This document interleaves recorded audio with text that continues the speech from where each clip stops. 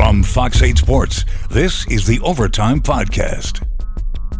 From the Fox 8 studios in New Orleans, this is the Fox 8 Overtime Podcast. I am your host, Sean Fazende, riding shotgun as he does each and every podcast is Andre Johnson Jr. Do not forget the JR on the end of his name. Before we get into today's content, be sure to like, share, rate, and review. If you are watching us on YouTube, hit that subscribe button. Get the bell notification for when we drop that fire content. And we have another one today, a day later than we normally would. Andre was in transit back from Missouri, his sister's grad school graduation, so he didn't make it back till, I guess, late last night? Yep. Late last night. So we were in today. So our normal Monday podcast is on a Tuesday. We got a lot to talk about. But before we get into that, how was your weekend in the Show Me State? It was cool.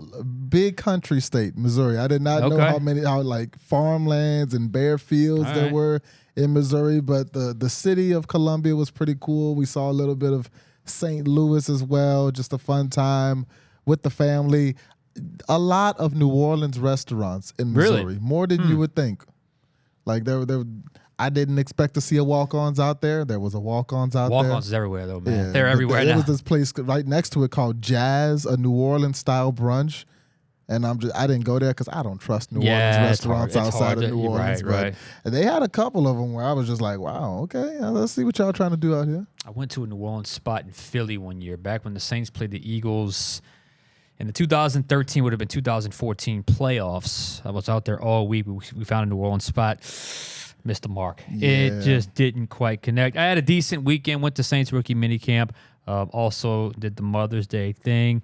So it was a good weekend. I got a little bit of everything in. It was good to get back out there for the Saints rookie minicamp just to see the act of football again. I said that on our last pod that it just, when you get into this part of the calendar, it's good to just see everybody out there again and just get into the groove of football. And that, my friends, is where we're going to start with the big picture. But before we do that, got to give a quick update. Jeff Duncan reported earlier today the Saints will open preseason with Arizona in week 1 in August, and then week 2 they will host San Francisco for joint practices, and then their game will be against San Francisco up at their stadium up in San Francisco, north of San Francisco, whatever it exactly is. I think Santa Clara maybe, where the Levi Stadium is.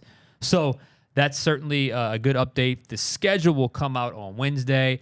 You can bet that will be the topic of our Wednesday podcast. But for this podcast, playing a little bit of catch up, but I do want to fill you guys in on my thoughts from being out there at Saints rookie minicamp, and that's where I wanted to go with the big picture. The big picture, obviously, rookie camp. You had the first-round draft pick, Taliese Fuaga, out there. Mm-hmm. A lot of people were excited to see Spencer Rattler for the first time. You had some of the undrafted guys out there. Bub Means, the receiver picked in the 5th round. So we're going to touch on a little bit of all that, but we're going to start at the top of the draft. Mm-hmm.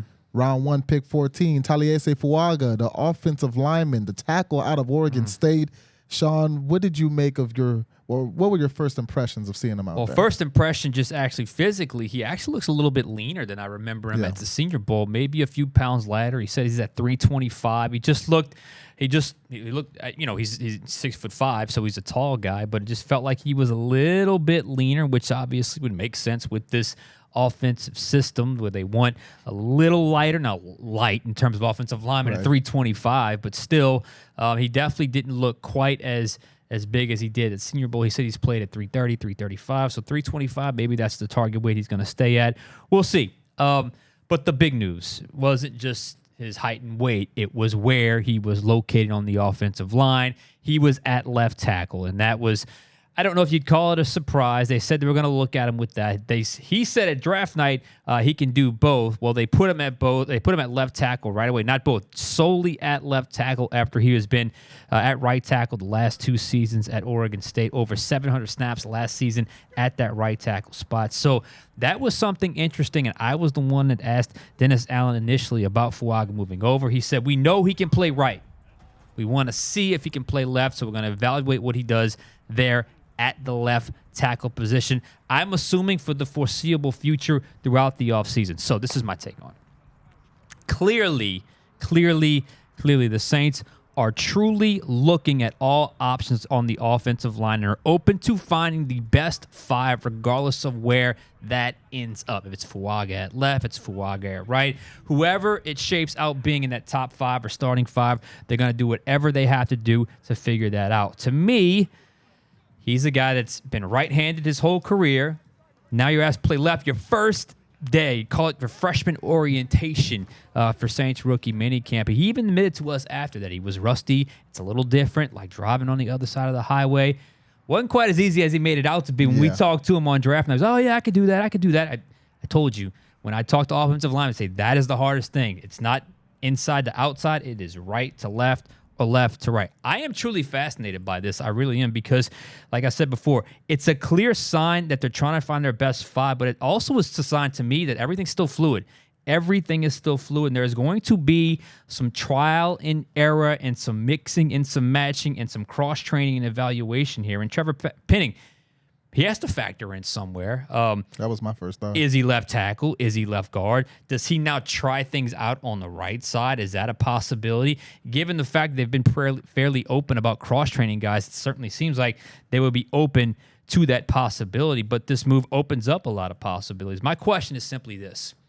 And again, it was our first day out there seeing these guys. But, you get a major storyline. You run with it.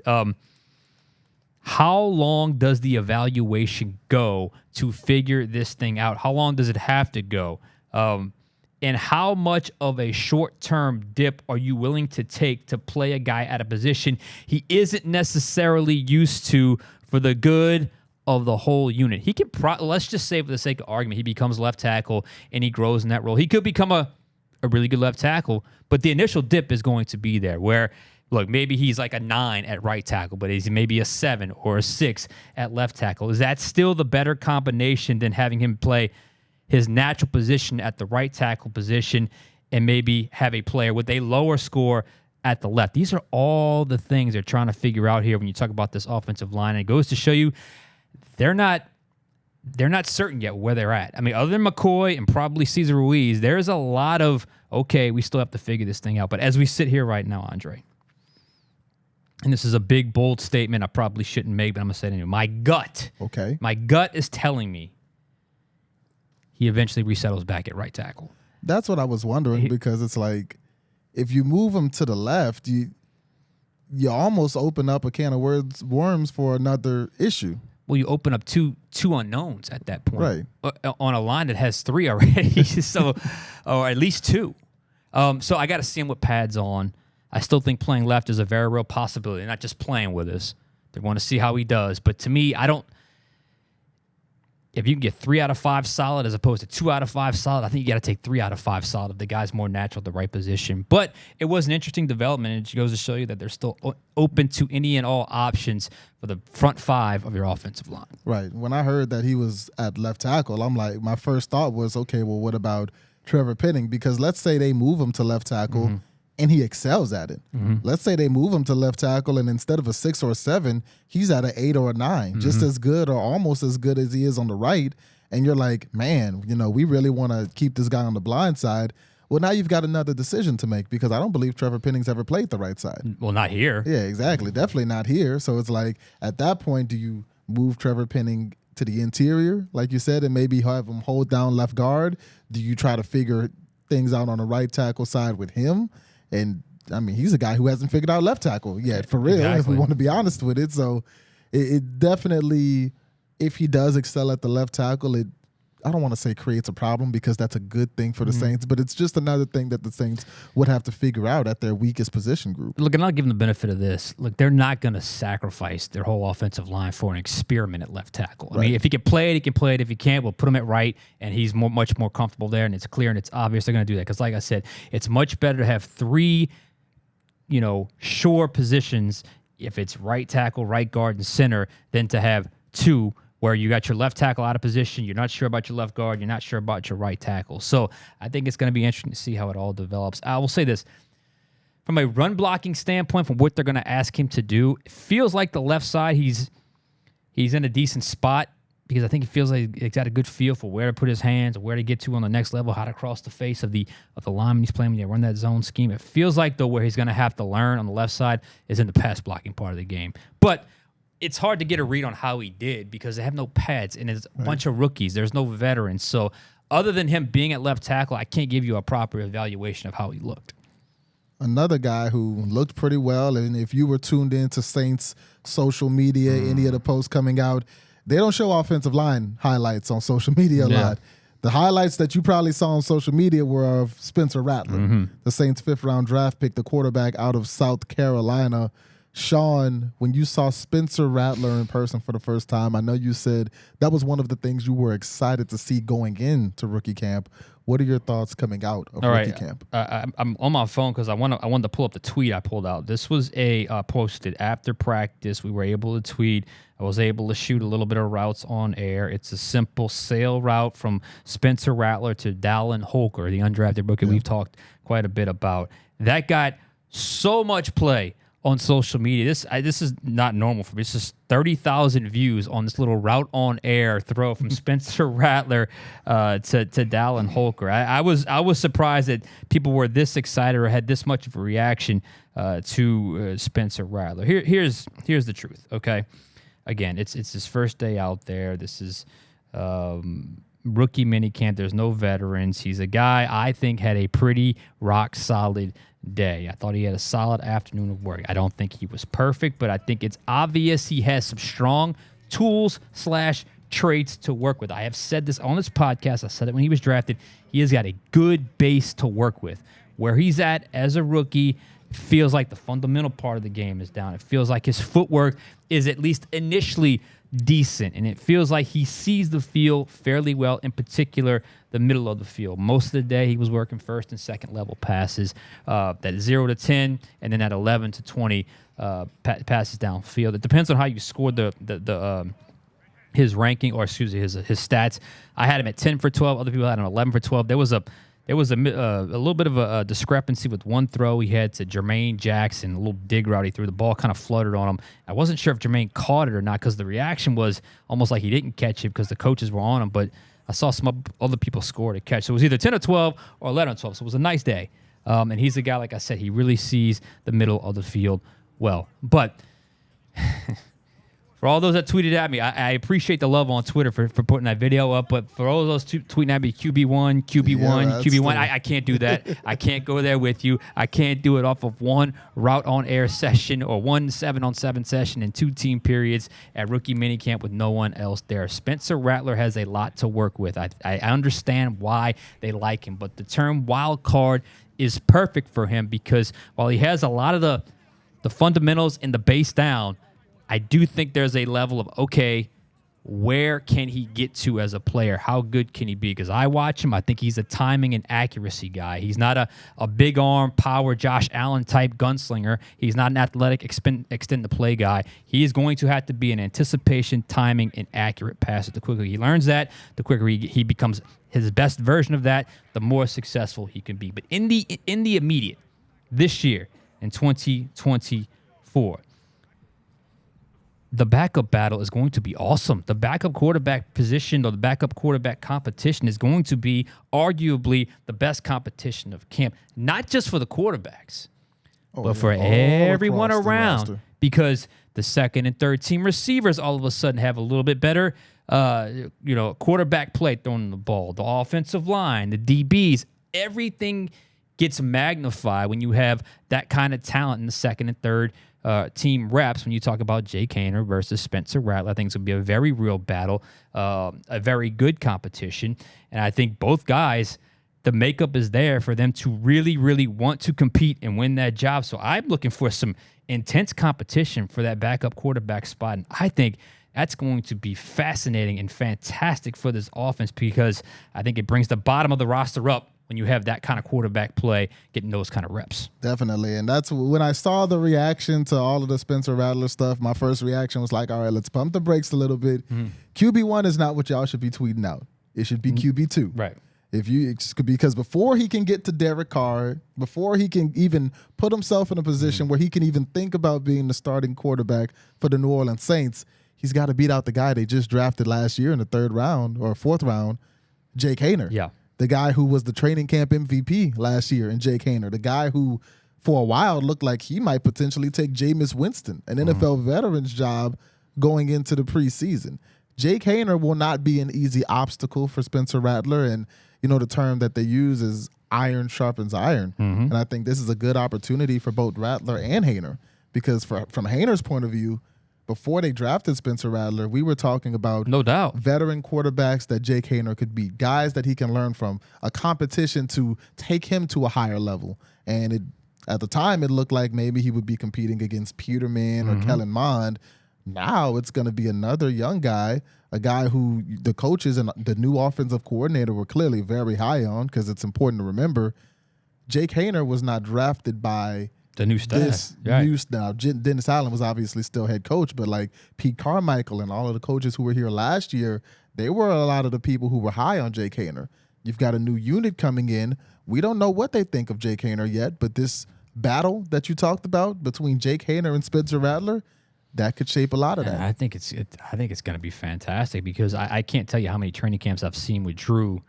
When you knew Drew was out there, and then the second team would come around, and there were years with McCown. McCown was fine, and then it would drop down. I can remember the year of like Ryan Griffin versus Garrett Grayson. Like those, when there's a gap like that, it can really those bottom section of reps, which are important to evaluating a roster, can really dip and can really drag. So to have some solid quarterback play for those reps, I think is fantastic for the offensive staff, really, to get a full evaluation of not just the quarterbacks, but everyone on the second and third teams, to see where they are, how they can play when they're in a position where you've got a competent quarterback that's kind of leading the charge. So that was the biggest thing I picked up from Spencer Rattler. He only had one real blemish.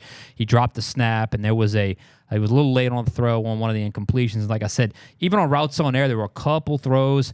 He works the second level well, the 11 to 20 middle of the field, seam to seam well. But when you get to maybe like that 18 to 20 yard range, there were a couple dig routes he threw in that range. Ball kind of fell apart on him a little bit. Other than that, though, I thought he saw the field well, and he was pretty accurate with his throws. Like I said, it's a very good base to work with for a backup quarterback in 2024. So we knew that the big two to watch going into rookie camp would be Taliese Fuaga and Spencer Rattler. Outside of those two, did anybody else stand out to you over the weekend? Oh, yeah.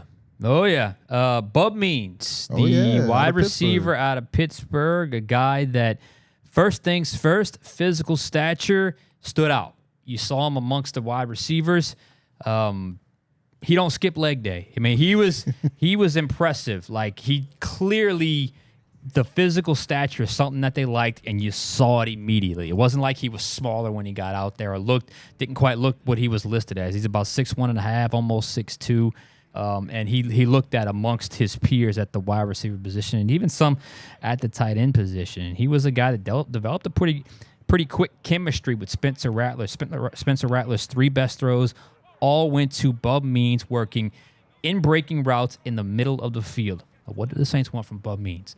They want a contested catch guy in the short and intermediate part of the game. That's what they want out of Bub Means, and he showed he showed he can do that. There was a couple square ends. There were a couple skinny posts that he ran.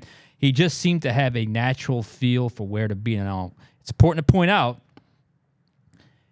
the New Orleans Heat got him on Friday. We couldn't see that.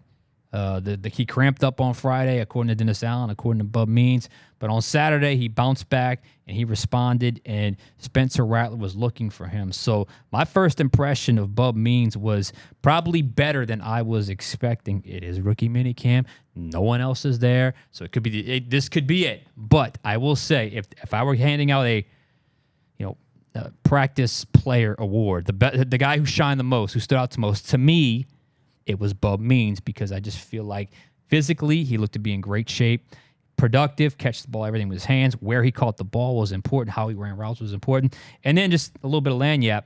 Guy's a personality. I think fans are going to like him. He's a personality. He's got a good personality. When we talk to him after, very excited. Seems to have a smile on his face at all times. So wants to be here, wants to contribute, wants to soak everything in. So to me, that was a good first impression by Bub Means. Yeah, he made me laugh because they asked him about the weather, and I'm like, man, this guy's coming from Pittsburgh to New Orleans.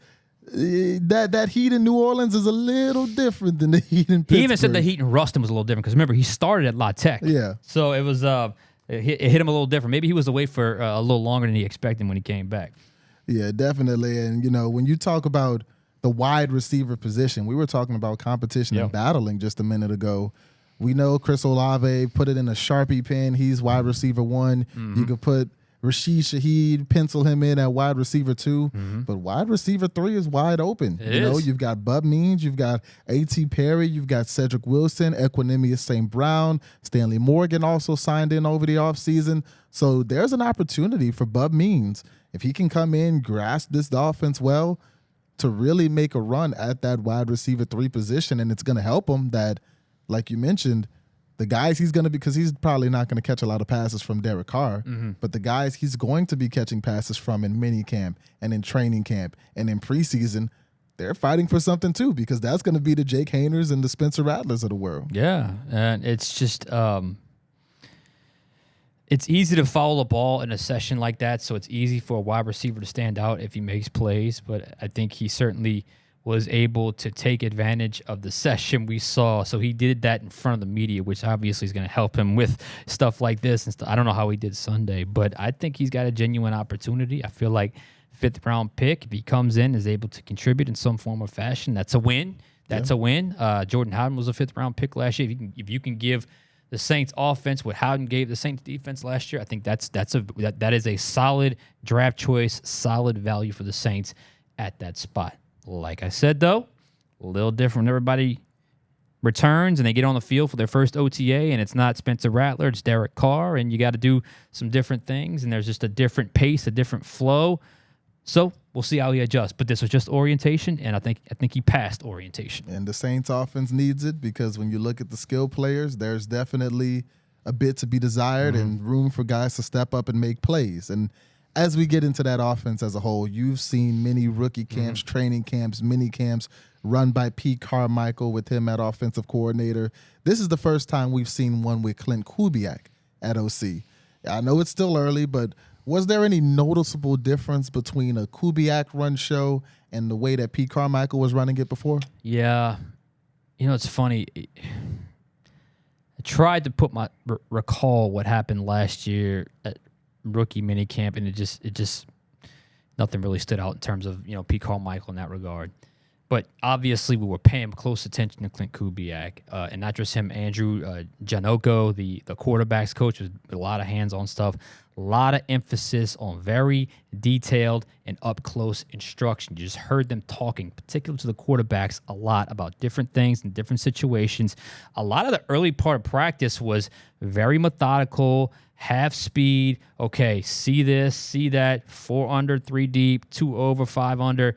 2 deep, 5 under, just little things like that, to where they're just clear cut, direct instruction with each of the guys early part of practice, almost to the point it was a really slower pace early, but then when they got to team, it was boom, boom, boom, boom, boom. So felt like the pace picked up by the end of practice, because it felt like the classroom instruction and early on-field instruction, the players were able to adapt and pick it up. And at least I didn't see many busted plays or busted snaps or busted play calls where you had to get back in the huddle or anything like that. So it felt like from a sheer presence point, from a presence standpoint, they were placing a lot of emphasis on very specific and deliberate instruction. I can't really tell you they did a whole lot more or less play-wise than looked a whole lot different than what they've done in years past. And I don't think we're going to figure that out until training camp starts, and really OTAs, probably more so training camp and into the preseason. But I do think it was a noticeable difference, or I noticed them.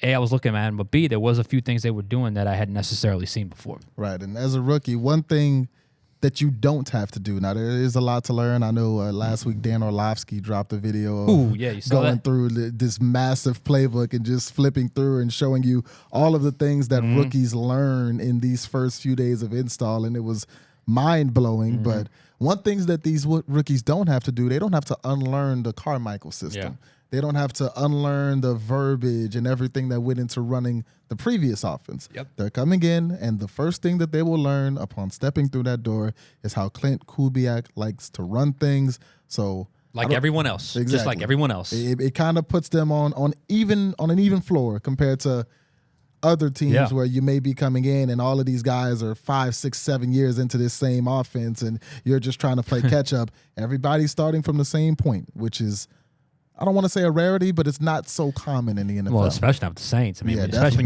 when you had Drew back in the day. Drew was calculus PhD, and you're pre-algebra here trying to come in and learn everything. You're trying to get up to his level. You mentioned something. I want to make sure I say this. Verbiage. Verbiage is different in every system. And when people say system, that's generally what they mean. Okay, what do you call everything? How do you number everything? How do you name everything? How do you make your play calls, and how do you audible within that play call? But Dennis Allen said something interesting. He said, this is probably a little less wordy in this system than they had in years past. Sean Payton was notorious for like these paragraph-long play calls because it was 2 play calls in every play, and it was just, you got to know everything you're doing. You got to remember everything they said. You got to remember the checks, all that stuff, and worked early on. But last year, as we saw, that system, that verbiage, felt like it slowed things down a little bit. Now, simplifying the language, hopefully, allows them to play a little faster, play with a little bit more speed and a little bit more intuition as opposed to playing in their head a little bit. And I think that's notable because that's just the first time since 2006 they're going to have a new offensive system. That's a long time to run the same language, to speak the same language. So all of a sudden have a different language, that's definitely noticeable. And really the last thing, or the last big thing that came out of this weekend, was the signing of Lucas Patrick. We've talked about the need of offensive linemen and beefing that unit up. And Lucas Patrick, his signing, how does that go towards doing that? Well, he was one of our guys. If you recall, I mean, a couple pods ago, we went through who was left along the offensive line. Risner was my top guy. Bakhtiari is your top guy. But Lucas Patrick was on the list. He was on the list because of his age. He's only 30. He will turn 31 in July. He was on the list because he has a connection to Janoko, the quarterback's coach. He was also on the list because, in my opinion, he's got some versatility along the interior. He's played right guard. He's played center. He's played left guard. And he's got 55 or 54 career starts. That kind of experience, that kind of veteran stability, that kind of veteran dependability is something that they absolutely needed. There was way too much of an unknown up front.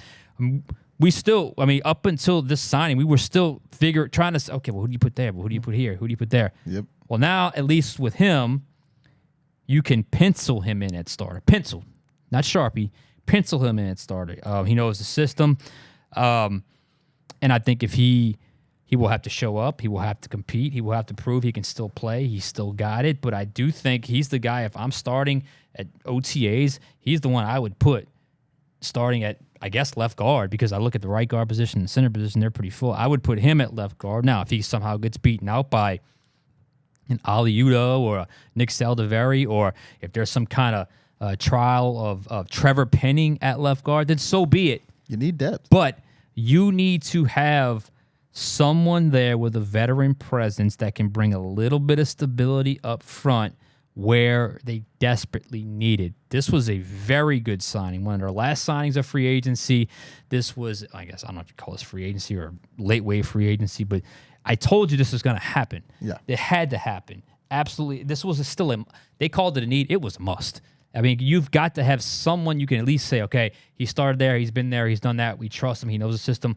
At least, if at worst, he's our starter. If somebody beats him out, so be it. So I think this is a job well done, a nice signing, Lucas Patrick to the Saints. Right. It's a position that, at least for the time being, you don't have to worry about, because before they signed him, at left guard, it would have had to be either Ali Udo, who's been a career backup for the most part, and it would have had to be Nick Saldiveri, who was a healthy scratch from most games last season. So can you say with confidence that either of those guys are ready to start at the NFL level? I don't think you would have been able to do that. But Lucas Patrick, like you said, we've seen him start several games at the NFL level. So for now, it's like, okay, we know center's good. We know our right guard's all right for now. Now you can look at left guard and say, all right, for right now, we have a guy there who we can rely on, and we'll see if anybody else can be better than that. So now it gives you the abilities to now look outside, focus on your tackles. You know you got Taliese Fuaga. At one of them. He'll hold down one of them. We don't know which one yet, but he'll hold down one of them, and then at that point, all eyes go toward Trevor Penning, or maybe you make another signing. That could happen. It could happen. Ali Udo has played on the outside or at the tackle position before, so now you can focus in on really the one position where you still have the question mark, and that's left tackle, right tackle, whichever one Fuaga doesn't play at. Yeah, so you at least feel okay. I'm not going to say great, but you feel okay, because I don't know how good they're going to be as a unit, but at least you feel okay out of 4/5 of your line. Right. Instead of 2/5 of your line, which we were 2 weeks ago. When we were 2 weeks ago, 2/5 of the line you had no idea, you only felt comfortable about. So they're getting there,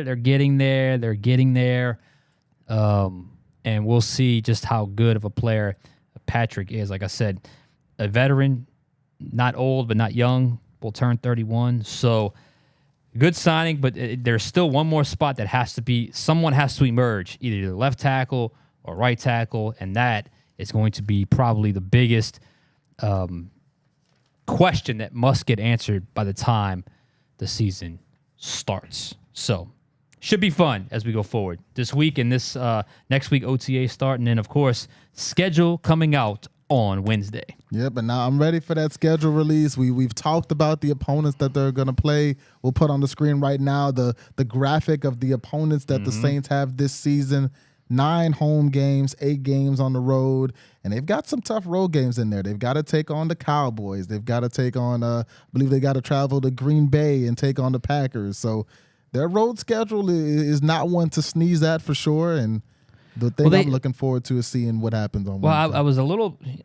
I figured this out this past week just because you get so lost and you do the numbers, but they still going to have the second easiest schedule based off last year's opponents. Second easiest.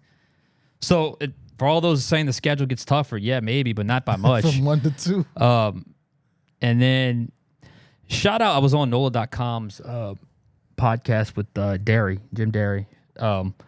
So did you know the new thing is, I do mock drafts, it's mock schedules? Yeah. I've never done that before. A mock schedule? Mock schedule. How does one put together a mock schedule? He had a pretty good schedule. He had it where like a middle of the year bye week, and hoping that the earlier part of the schedule is a little more manageable so they can get off to a hot start despite, some newness to the organization. But shout out to those guys for doing that. I probably won't get into that line. I am all in on the mock draft stuff. I'm just going to go ahead and wait and see what happens when the schedule gets released on Wednesday. Check my Twitter feed because I'm usually able to get 1 or 2 or 3 little nuggets before the actual full 17-game slate comes out. So be sure to check that out at Sean Fazende Fox 8 on X/Twitter. But tomorrow's pod, it will be all scheduled, breaking it down from all angles. Oh, yeah, and it's going to be fun.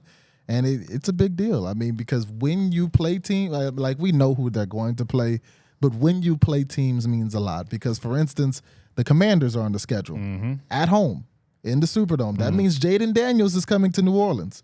And I know if I'm an opposing team, if I'm the Saints, I'd rather catch Jaden Daniels in week 1 or 2 than catch Jaden Daniels in week 14, 15, 16 when he's kind of gotten his feet under him and learned a little bit more. So it's exciting, and I'm definitely looking forward to it. It's not always who you play. It's when you play them. Yep. One of those age-old truths when it comes to the NFL. All right, anything else for us today? Oh, we're good. All right, that's going to do it for Andre Johnson Jr. and myself. We'll catch you guys next time on Overtime.